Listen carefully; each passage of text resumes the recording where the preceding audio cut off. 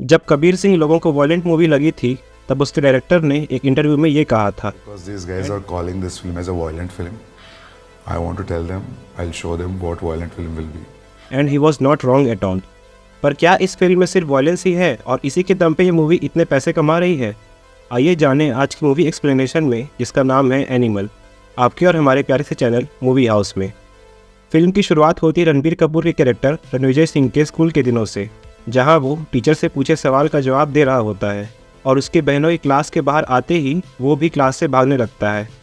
इस दिन रणविजय के पिता बलबीर सिंह का बर्थडे होता है और रणविजय अपने पापा से बेहद प्यार करता है, इसलिए वो अपने पापा से मिलने के लिए बेचैन था। घर पहुंचकर उसे उसके पापा नहीं मिलते हैं और रणविजय की मम्मी उसे बताती है कि तुम्हारे पापा फैक्ट्री में काफ़ी बिजी हैं, इसलिए वो घर नहीं आ पाए। बलबीर सिंह की स्वास्तिक स्टील्स नाम की एक स्टील फैक्ट्री थी और वो देश के सबसे अमीर आदमियों में से एक था, इसलिए अपने काम में काफ़ी बिजी रहता था और वो अपनी फैमिली को टाइम नहीं दे पाता था। रणविजय के काफ़ी कोशिश करने के बाद भी वो अपने फादर के बर्थडे वाले दिन उनसे नहीं मिल पाता है और उनके लिए एक चिट्ठी लिखकर सो जाता है। उसमें लिखा हुआ होता है कि अगले जन्म में आप मेरा बेटा बनना और फिर देखना कि मैं आपसे कितना प्यार करता हूँ, और फिर उस अगले जन्म में मैं आपका बेटा और आप मुझे वैसे ही प्यार करना। फिर सीन कुछ साल बाद शिफ्ट होता है, जहाँ रणविजय अपने दोस्त की बहन गीतांजलि की सगाई में जाता है, जिससे वो खुद भी प्यार करता था। पर गीतांजलि की मौसी ने उसे भी रणविजय की दोस्त की तरह उसका भाई बना दिया था। रणविजय गीतांजलि से फंक्शन में कहता है कि मेरी ऑलरेडी बहनें हैं और मुझे वो फीलिंग पता है, मैं तेरे लिए वैसा फील नहीं करता, तू भी मुझे अपने भाई जैसा फील करती भी है, जिस पे गीतांजलि मना कर देती है। फिर रणविजय उसे बताता है कि पहले के ज़माने में लड़कियां खुद अपने मन से उन लोगों को चुना करती थी जो अल्फा मेल्स होते थे, जो शिकार करके खाने का इंतज़ाम करते थे और उनकी रक्षा भी करते थे। आज की जैसे नहीं कि किसी ने कह दिया कि तेरे लिए आसमान से चांद तारे तोड़ लाऊंगा, अमेरिका ले जाऊंगा और लड़कियां मान जाएं। इनडायरेक्टली रणविजय खुद को अल्फा मेल और गीतांजलि को अपनी सगाई कैंसिल कर उसके साथ शादी करने को कह रहा था। वो घर जाने से पहले अपने दोस्त यानी गीतांजलि के भाई को भी अपनी फीलिंग्स बताता है, जिसपे उसका दोस्त कहता है कि तुझे क्या लगता है इतने सालों बाद आके तो गीतांजलि से मिलेगा और 2-4 बात करके वो तेरे पास आ जाएगी, जिसपे रणविजय कहता है कि 100% आएगी। अगले दिन रणविजय के फादर बलबीर सिंह का बर्थडे होता है और बर्थडे में उसकी बड़ी बहन रीत, जीजा वरुण और छोटी बहन रूह भी आए हुए थे। रणविजय का जीजा वरुण बलबीर के बिजनेस में काफ़ी हेल्प करता था और वो रणविजय को भी बिजनेस में आगे बढ़ने के लिए सीएम से मिलवाने के लिए आता है, लेकिन रणविजय सीएम से मिलने से मना कर देता है और कहता है कि मुझे आपकी हेल्प में कोई इंटरेस्ट नहीं है। सीएम इस बात को सुन लेता है और वरुण रणविजय पर गुस्सा हो जाता है और उसके और रणविजय के बीच काफ़ी बहस होती है। रणविजय को वरुण और उसके बिजनेस करने के तरीके दोनों पसंद नहीं थे कि वो सिर्फ पैसों से मतलब रखता है, लोगों के भावनाओं से नहीं, और इस भिड़ंत में दोनों एक दूसरे को काफ़ी कुछ कहते हैं, जिस पे रणविजय की दीदी नाराज़ होकर उससे वरुण को सॉरी कहने को कहती है और रणविजय के ना मानने पर वो बलबीर को यह सब बता देती है। बलबीर रणविजय पर वरुण को बंदर बोलने की वजह से नाराज़ था और उसे सॉरी बोलने को कहता है, लेकिन रणविजय फिर भी नहीं मानता है और बलबीर से कहता है कि आपको हमेशा की तरह अभी मैं ही गलत लगता हूँ। साउथ में हमने काफ़ी बड़ा बिजनेस सेट किया था, लेकिन आज उस आदमी की वजह से वहाँ का हर बड़ा बिजनेसमैन आज हमें अपना दुश्मन मानता है। जिसपे बलबीर कहता है कि don't you teach me how to run my own business, बस जाके उससे माफ़ी मांगो, सिर्फ 10 मिनट है तुम्हारे पास। रणविजय अपनी दीदी के पास वापस जाता है और बताता है कि तुम जानती हो ना कि मैं तुमसे और रूह से कितना प्यार करता हूँ। एक बार कॉलेज में तुम्हारी किसी ने रैगिंग किया की, मैंने उसी दिन उन लोगों को खोज निकाला और उन सबको सबक सिखाया, फिर चाहे उसके लिए मुझे उन्हें कार से ठोकना और क्लास में बंदूक ही क्यों न चलाना पड़ा हो, और इसके लिए पापा ने भी मुझे कितना डांटा और मारा और मुझे बोर्डिंग स्कूल भी भेज दिया। रीत भी इस बात को समझ रही थी और रणविजय अपनी बहन और पापा की खुशी के लिए वरुण से माफ़ी मांग लेता है। बलबीर उससे कहता है कि let's come and cut the cake, तो रणविजय कहता है कि आप जाओ। बलबीर कहता है कि मुझे पता है कि तेरा प्रॉब्लम क्या है, तुझे लग रहा है कि मैं तेरा शेयर वरुण को दे रहा हूँ क्योंकि वो डिसिप्लिन है, हार्ड वर्किंग है, वरुण वो है जो तू कभी बन नहीं सकता। जिस पर रणविजय कहता है कि आप सही हो पापा, वरुण ही तो आपका असली बेटा है, मैं तो नाजायज़ हूँ। जिसपे बलबीर गुस्से में आकर उसे थप्पड़ मार देता है और रणविजय भी दुखी होकर वापस अमेरिका जाने लगता है। बैग पैक करके रणविजय जैसे ही बाहर आता है, उसे उसके दोस्तों के साथ गीतांजलि दिखती है, जो अपनी शादी को होल्ड पे रखकर उसके पास आई थी। फिर रणविजय उसे घर के अंदर ले जाकर अपने पापा से मिलवाता है। बलबीर सिंह उन दोनों को रणविजय के बार बार बोलने पे भी इग्नोर कर देता है, लेकिन वरुण के एक बार बोलने पर केक काटने को चला जाता है, तो रणविजय भी गीतांजलि के घर वालों से बात कर उसे ले जाता है। वो दोनों शादी कर लेते हैं और फिर सीन प्रेजेंट टाइम में शिफ्ट होता है, जहां रणविजय पूरी बारात के साथ फुल गैंगस्टर लुक्स में गन्स वगैरह लेके अपने साथियों के साथ एक प्रेस कॉन्फ्रेंस में घुस जाता है, जहां वरुण भी था। उधर रणविजय के साथ ही पूरी क्राउड पे नजर रखते हैं और इधर वो वरुण को गला दबाकर और शॉटगन से ठोककर मार देता है, और उसके ऐसा करने की वजह हमें कुछ देर में पता लग जाएगी। रणविजय के वापस घर आने पर गीतांजलि उसके साथ कुछ टाइम स्पेंड करना चाह रही थी, लेकिन उसके काफ़ी बिजी होने की वजह से वो उस पर काफ़ी नाराज़ थी और कहती है कि हमें यहाँ वापस आना ही नहीं चाहिए था, हम अमेरिका में ही काफ़ी खुश थे। तब हमें रणविजय के इंडिया वापस आने के पीछे का कारण पता चलता है। कुछ समय पहले बलबीर सिंह पर किसी ने गोली चलाकर हमला किया था और ये न्यूज़ सुनते ही रणविजय तुरंत अपनी फैमिली के साथ इंडिया आ जाता है, लेकिन गार्ड्स उसे बलबीर के पास जाने से रोक देते हैं और वरुण भी उससे कहता है कि पापा से काफ़ी वीआईपीज और पॉलिटिशियंस मिलने के लिए वेट कर रहे हैं, जब वो मिल लें तब तू आना। फिर रणविजय अपनी दीदी से मिलता है और पूछता है कि यहाँ तो यूएस के जैसे माफिया वाला कोई सीन नहीं है, फिर यहाँ इतने बड़े इंडस्ट्रीज पे कोई गोली कैसे चला सकता है। इसका जवाब उनमें से किसी के पास नहीं था। आफ्टर वेटिंग फॉर लॉन्ग उसके एक काफ़ी क्लोज मिश्रा अंकल की हेल्प से रणविजय कई सालों बाद अपने पापा से मिलता है, जो खुद भी उसे देख खुश हुए थे। बलबीर रणविजय को कहता है कि जब पहली गोली लगी तो मुझे तेरी याद आई, पर जब दूसरी गोली लगी then I realized I was alone. Ranvijay Mishra uncle की हेल्प से अटैकर्स का पता लगाने और दोबारा ऐसे हमलों के ना होने की बात करता है, जिस पे वो उसे बताते हैं कि सारे वर्कर्स बहुत परेशान हैं और उन्होंने काम बंद कर दिया है, जिस पर रणविजय खुद उनको एड्रेस करने के लिए फैक्ट्री पहुंच जाता है और सबको दिलासा देता है कि उसकी कंपनी अभी टूटी नहीं है, उसके पिता अभी जिंदा हैं और वो जल्द ही उन्हें सबसे मिलाने के लिए लेके आएगा। और वो सबके सामने ओपनली ये कह देता है कि जिसने ही बलबीर सिंह पे गोली चलाई है मैं खुद अपने हाथों से उसका गला काटूंगा।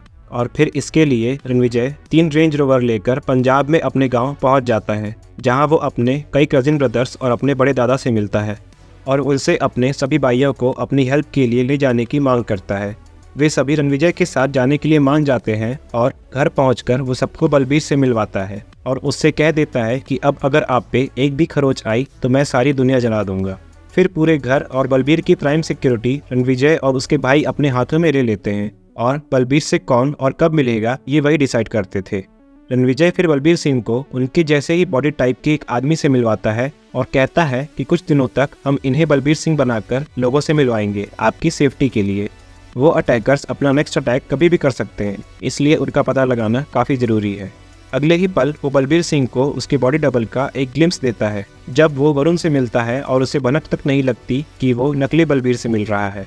बलबीर सिंह खुद भी उसे देखकर शॉक था। फिर उसी रात बलबीर कुछ काम से अपनी कार में बाहर जाता है, लेकिन रास्ते में एक आदमी कई लोगों से बलबीर सिंह पर हमला करवा देता है और वो उसे मार देता है। लेकिन ये असली बलबीर नहीं बल्कि उसका बॉडी डबल था और असली बलबीर को जिंदा देख वरुण काफ़ी शॉक हो जाता है। वो उसी आदमी के पास फ़ोन लगाता है जिसने हमला करवाया था और उसे बताता है कि तूने जिसे मारा है वो नकली बलबीर सिंह था, असली वाला अभी भी जिंदा है, उसके बेटे ने उसका बॉडी डबल बनाया था। जब तक ये जिंदा है तब तक हम बलबीर सिंह का कुछ नहीं कर सकते, तू बेटे को मार, बाप को मैं देख लूँगा। ये सारी बातें रणविजय लाइव कॉल से कनेक्ट होकर सुन रहा था और अपने जीजा को ही उसका दुश्मन जान मन में प्लान बना लेता है और अपने साथियों के साथ उसे मारने चला जाता है, जैसा हमने कुछ देर पहले देखा था। खैर फिर अगले दिन वो अपने होटल में कुछ गर्ल्स की डील के लिए जाता है और कुछ ही देर बाद वही आदमी जिसने बलबीर पर अटैक किया था अपने 100 से ऊपर गुंडों के साथ उस होटल पर अटैक कर देता है। रणविजय और उसके भाई मिल के उन सबका गोलियों से स्वागत करते हैं। फिर आता है फिल्म का फेमस हॉलवे फाइट सीन, जिसे हमने टीजर में भी देखा था। 50 और आदमी कुल्हाड़ी लेके उन्हें मारने आ जाते हैं, जिन्हें रणविजय अकेले ही एक एक करके सबको ख़त्म कर देता है। फिर इतने में भी वो आदमी नहीं रुकता है और 200 और लोगों को उन्हें मारने को भेजता है, जिनको फिर से रणविजय अपनी कस्टमाइज्ड मशीन गन से ख़त्म कर देता है। वो इतनी गोलियां चलाता है कि बंदे लिटरली हवा में ही उड़ रहे थे। गोलियों के प्रेशर की वजह से वो नीचे ही नहीं आ पा रहे थे। खैर इस बीच उनका हेड बच के हॉल में आ जाता है और रणविजय पे गोली चला देता है, लेकिन उसके भाई उसे बचा लेते हैं और लास्ट में उस आदमी का भी उन सैकड़ों गुंडों की तरह वही हाल होता है। लेकिन इतने खून खराबे के बाद रणविजय भी काफ़ी घायल हो जाता है और वो वहीं बेहोश हो जाता है। ये हमले तो सिर्फ शुरुआत थे। रणविजय और उसके पिता अभी भी खतरे में थे और रणविजय का काम अभी ख़त्म नहीं हुआ था। तो इतने बड़े हमले से सीवियरली इंजर्ड होने के बाद रणविजय कोमा में चला जाता है। 2 हफ्ते बाद जब उसे होश आता है तो पता चलता है कि वो सुन नहीं सकता, जिसको जान बलबीर, गीतांजलि और सभी काफ़ी शॉक हो जाते हैं। डॉक्टर्स बताते हैं कि उसके मल्टीपल ऑर्गन्स डैमेज्ड हैं और उसका हार्ट ट्रांसप्लांट भी करना पड़ेगा and he is very lucky to be alive. फिर रणविजय काफ़ी दिन बाद हिम्मत करके अपनी दीदी रीत को बताता है कि वरुण हमारे डैड पे हमले में मिला हुआ था और वो पापा को मारने वाला था, इसलिए मैंने वरुण को मार दिया। ये जान रीत काफ़ी नाराज़ और दुखी होती है। अपने पापा के अटैकर्स का पता लगाने में धीरे धीरे रणविजय काफ़ी इमोशनलेस होते जा रहा था। वो गीतांजलि से भी ढंग से बात नहीं करता था। 200 से 300 लोगों को मारने के बाद भी उसके अंदर कोई रिग्रेट नहीं था और वो डॉक्टर के ट्रीटमेंट को भी सीरियस नहीं ले रहा था। वो रीत से कहता है कि ये तेरी ही गलती है कि तूने ये क्रिमिनल से प्यार किया। हाँ, जैसे ये खुद कौन सा हरिश्चंद्र है। खैर, फिर एक दिन वो कुछ गन्स डीलर्स से अपने नेक्स्ट कंसाइनमेंट की बात कर रहा था, तभी गीतांजलि उसके पास आकर उससे कहती है कि डॉक्टर्स का कॉल आया था, शायद उन्हें हार्ट डोनर मिल गया है, जिसको रणविजय जरा भी सीरियस नहीं लेता है और इग्नोर कर देता है, जिसपे वो नाराज़ होकर उसका लैपटॉप फेंक देती है। उसके बाद दोनों के बीच काफ़ी हीटेड आर्गूमेंट होता है और रणविजय उससे काफ़ी रूडली बात करता है, लेकिन दोनों को झगड़ते उसका बेटा देख लेता है और फिर रणविजय को रियलाइज़ होता है कि he is doing wrong with Geetanjali और वो अपनी मेडिकेशंस को फिलहाल सीरियसली लेने लगता है। फिर फिल्म में एंट्री होती है बॉबी देओल के कैरेक्टर अबरार हक की, जिसकी तीसरी शादी हो रही थी और ऑलरेडी 8 बच्चे भी थे। अबरार हक म्यूट यानी गूंगा था जब से उसने अपने दादा को जलते हुए देख लिया था और तब से उसका भाई आबिद उसका ट्रांसलेटर था। उसकी शादी के बीच एक आदमी एक न्यूज़ लेके आता है। दरअसल जिस आदमी ने नकली बलबीर सिंह को मारा था और रणविजय पर भी हमला करवाया था, वो अबरार हक का भाई था और उसने ऐसा अबरार के कहने पर किया था। और जब उसे पता चलता है कि उसका भाई अब नहीं रहा, तो वह शादी के बीच ही खून खराबे कर उस न्यूज़ देने वाले आदमी को मार देता है। अबरार हक रणविजय का चचेरा भाई था और उसके दादा को स्वास्तिक स्टील्स में हिस्सा ना मिलने और वहाँ से भगा देने की वजह से वो बलबीर से नफरत करता था, इसलिए वो बलबीर को मारना चाहता था और अब अबरार पर अपने भाई की मौत का बदला लेने का भूत सवार था। उधर 2 महीनों बाद रणविजय को डोनर मिल जाता है और वो कम्प्लीटली ठीक हो जाता है। उससे मिलने एक लड़की आती है जिसका नाम जोया था, जो खुद को हार्ट डोनर की मंगेतर बताती है और जिसे देख रणविजय खो सा जाता है। हाँ, बड़ा आया अल्फा मेल। जोया को वो जाने नहीं देता है और उसे अपने दादाजी की हवेली में ठहरने को बोलता है और फिर कुछ दिन जोया और रणविजय प्यार में वो सब करते हैं जो मैंने यहाँ अगर दिखा दिया तो यूट्यूब मेरे चैनल की ले लेगा। गीतांजलि उससे लाख बार सिगरेट छोड़ने के लिए कहती है, लेकिन उसने एक नहीं सुनी और जोया के एक इशारे पे ही उसने सिगरेट को रख दिया। गीतांजलि को भी रणविजय पर शक हो गया था कि उसने उसे धोखा दिया है और वो उसके भाइयों से पूछती भी है, लेकिन वो इस बात को छुपा लेते हैं। खैर, फिर रणविजय रोल्स रॉयस से कुछ लोगों को बुलाता है और जोया के लिए एक लव बाइट के कलर की कस्टमाइज्ड कार बनाने को बोलता है। रणविजय उसे उस कार को दिखा ही रहा होता है कि तभी कार ब्लास्ट हो जाती है और रणविजय भी ये देख शॉक हो जाता है। वो जोया के लिए साड़ी लाकर शादी करने का ऑफर देता है, लेकिन यहाँ जोया कंट्रोल नहीं कर पाती है और रणविजय के प्यार में उसकी सेफ्टी के लिए सब कुछ सच सच बता देती है। वो कहती है कि मैं दुश्मन हूँ तुम्हारी, मुझे अबरार हक ने भेजा है। वो स्कॉटलैंड में रहता है और तुम्हारे उसके भाई को मारने के बाद उसने तुम्हारे बारे में स्कूल से लेकर अमेरिका तक सब कुछ पता लगा लिया है।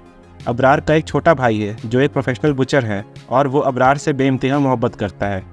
उसकी सर्जरीज करा के उसे नकली रणविजय बना रहे हैं ताकि जब तुम मेरे साथ होते तो वो तुम्हारी जगह ले ले और तुम्हारी पूरी फैमिली को मार दे।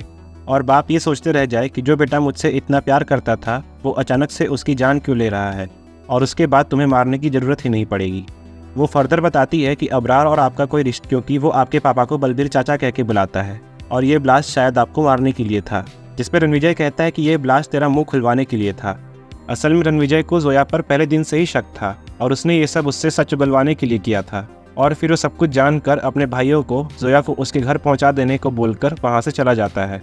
फिर रणविजय के दादा उसे पूरी फैमिली हिस्ट्री बताते हैं कि वे 3 भाई थे और वो और उनके छोटे भाई ने मिलकर स्वास्तिक स्टील्स बनाई, लेकिन उनके छोटे भाई की नीयत खराब हो गई और उससे बार बार धोखा खाने के बाद उन्होंने उसे स्वास्तिक से निकाल दिया। इस इंसल्ट को वो सहन नहीं कर पाया और उसने देश छोड़ दिया और फिर कुछ समय बाद खबर मिली कि उसने खुद को आग लगा लिया। बलबीर के स्वास्तिक संभालते ही उसका बेटा यानी अबरार का बाप यहाँ आया था स्वास्तिक पे अपना हक मांगने, जिस पे उसका कोई अधिकार नहीं था, इसलिए वो वापस चला गया और अपना धर्म बदल लिया और 3-4 शादियाँ भी की, जिनसे उसे कई बच्चे हुए। अबरार उसका बड़ा बेटा है, तेरा भाई है, जैसे ये सारे तेरे पिंड के भाई हैं। तू अगर उसे मारेगा तो उसके भाई तेरे पीछे आएंगे और ये सिलसिला ऐसा ही चलता रहेगा। बलबीर भी रणविजय को रोकने का ट्राई करता है, लेकिन वो किसी के एक नहीं सुनता है और वहाँ से चला जाता है। रणविजय जाने से पहले गीतांजलि से मिलने आता है और उसे अपने और जोया के बारे में सब कुछ सच बता देता है। सच जानकर गीतांजलि काफ़ी नाराज़ और दुखी होती है और वो अपना पूरा भड़ास रणविजय पर निकालती है। वो उसके 100 से भी ज़्यादा मर्डर्स को माफ़ कर सकती थी, लेकिन उसके इस धोखे को कभी नहीं। वो उससे डिवोर्स मांगती है और गुस्से में उससे बोल देती है कि जब तक तेरे पापा जिंदा हैं हमारे लाइफ में कभी शांति नहीं आएगी। I really wish he died that day.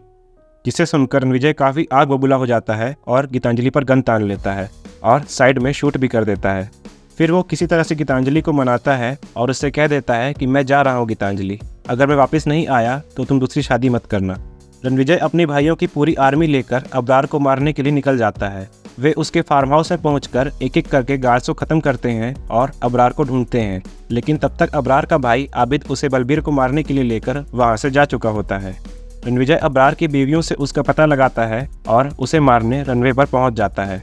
फिर रणविजय और अबरार के बीच 2 घंटों तक खूब हाथापाई होती है। दोनों एक दूसरे को खूब तोड़ते हैं। कभी रणविजय अबरार पर भारी पड़ता है तो कभी अबरार उस पर, और अंत में रणविजय अपने पापा की गोली लगते वक्त की चीख याद करके अबरार को खूब मारता है और उसे लास्ट मौका देता है कि मेरे परिवार के पीछे मत आ, मैं तुझे छोड़ दूंगा। जिसपे अबरार उसे ये रिप्लाई देता है, अच्छी लड्ड मेरा। खैर, फिर रणविजय वही करता है जो वो करने आया था और अबरार के गले पर चाकू चलाकर उसे मार देता है और वहाँ से चला जाता है। वापस इंडिया आकर रणविजय मर्डर वेपन उस चाकू को बलबीर के हाथों में सौंपता है और उसका बदला पूरा होता है। फिर दिवाली के दिन रणविजय बलबीर के पास दिवाली विश करने को जाता है और उससे हॉलिडे लेकर अमेरिका चलने को बोलता है। तब बलबीर बताता है कि उसे ल्यूकेमिया है और वो भी 4th स्टेज, और उसके पास 3 से 6 महीने ही हैं। तो रणविजय कहता है कि अमेरिका में ल्यूकेमिया बहुत कॉमन है, हम वहाँ आपकी ट्रीटमेंट कराएंगे और आप एकदम ठीक हो जाओगे। और फिर बलबीर और रणविजय में heart to heart heated discussion शुरू होता है। बलबीर कहता है कि ये कोई ऐसी चीज़ नहीं है जो तेरे गन्स एंड वायलेंस पे ठीक हो जाए। तो रणविजय कहता है कि मेरे गन्स एंड वायलेंस की वजह से ही आज ये घर सुरक्षित है, वरना आपने तो दुश्मन को ही दामाद बनाकर घर में रख लिया था। जिसपे बलबीर कहता है कि तुझे मेरे नाम पे जितने गले काटने हैं काट ले, आफ्टर ऑल तू अंदर से एक क्रिमिनल ही है। तो रणविजय कहता है कि वेल डन पापा, ये बीमारी की न्यूज़ सुन के भी आप नहीं झुके, मैं भी नहीं झुकूंगा। 36 साल बाद मुझे मौका मिला है कुछ कहने को। 20 साल पहले भी आपने मुझसे ऐसा ही कहा था और आज तक तब से कुछ नहीं बदला। तो बलबीर कहता है कि अब बचा ही क्या है कहने को। जिस पर रणविजय बलबीर की एक्टिंग करके उसे बताता है कि जब वो 5th स्टैंडर्ड में था और माइकल जैक्सन के कॉन्सर्ट पर जाना चाहता था पर नहीं गया था क्योंकि उस दिन बलबीर का बर्थडे था और वो बलबीर के साथ टाइम स्पेंड करना चाहता था, तब बलबीर ने उस पर कितना गुस्सा किया था और मारा था। जिसे सुनकर बलबीर भी काफ़ी इमोशनल हो जाता है। वो कहता है कि स्वास्तिक मेरी ज़िंदगी थी, मैं उसे तेरे हाथ में देना चाहता था, लेकिन तू सब कुछ छोड़ के चला गया और इन 7 सालों में एक दिन भी मुझसे बात भी नहीं किया। नाजायज़ बेटा हूँ मैं आपका, ये बोला था ना तूने मुझसे, बाप हूँ मैं तेरा, and you are my son and this is not a game. तो रणविजय कहता है कि अगर यही सवाल मैं आपसे पूछूँ तो अमेरिका में मैं कहाँ रहता था पापा, मैं काम क्या करता था वहाँ, और मेरी स्कूलिंग कहाँ हुई पापा। छोड़ो पापा, रहने देते हैं, आपको कुछ नहीं पता, क्योंकि मैं अगर शिकायत करना चालू करूँगा तो उससे पहले ही आप मर जाओगे मेरी पूरी बात सुने बिना। और फिर फाइनली बलबीर सिंह को अपनी लॉन्ग ड्यू गलती का एहसास होता है और वो विजय से काफ़ी इमोशनल होकर कहता है कि मुझे माफ़ कर दे बेटा, तुझे खुद से दूर नहीं भेजना चाहिए था, तुझे वक्त और प्यार देना चाहिए था, तुझसे दोस्त बनकर बातें करनी चाहिए थी, और मेरी सज़ा यही है कि अब मेरे पास अफसोस करने का वक्त भी नहीं है। अगले जन्म में तू मेरा पापा बनना और मुझसे खूब प्यार करना, और फिर उसके अगले जन्म में मैं पापा और तू बेटा, और फिर देखना कि मैं तुझसे कितना प्यार करता हूँ, और फिर तू शान से कहना कि my father is the best father in the world. उसके बाद ये सुनकर रणविजय मिश्रा अंकल के गले लगकर खूब रोता है और ये फिल्म यहीं ख़त्म हो जाती है। इस फिल्म में एक पोस्ट क्रेडिट सीन भी है जिसमें हम अबरार के उसी बुचर भाई को देखते हैं जिसके बारे में जोया बता रही थी, जो अब हूबहू रणविजय की तरह ही दिखता है, और इसका कंफर्मेशन जोया खुद देती है। और उसने रणविजय के 2 भाइयों को भी पकड़ रखा होता है और बड़ी ही बेरहमी से उन्हें एक कसाई की तरह मार देता है, और वो अब रुकने वाला नहीं था। ये एक हिंट होता है एनिमल के पार्ट 2 एनिमल पार्क का, जो इस कहानी को अब आगे बढ़ाएगा। खैर, आपको इस मूवी से फादर एंड सन का प्यार और राइट पेरेंटिंग कितनी इंपॉर्टेंट होती है सिर्फ यही सीखना है, वायलेंस वगैरह तो बिल्कुल नहीं। अगर आपको ये मूवी एक्सप्लेनेशन पसंद आया हो और एंटरटेनिंग लगा हो तो इस वीडियो को लाइक और सभी से शेयर ज़रूर करें और हमें ग्रो होने में हेल्प करें। कमेंट में हमें अपने सजेशंस भी ज़रूर दें और हमारे चैनल मूवी हाउस को भी ज़रूर सब्सक्राइब करें। हमारी आपसे जल्दी एक और बेहतरीन मूवी एक्सप्लेनेशन में मुलाकात होगी। Till then take care and bye bye.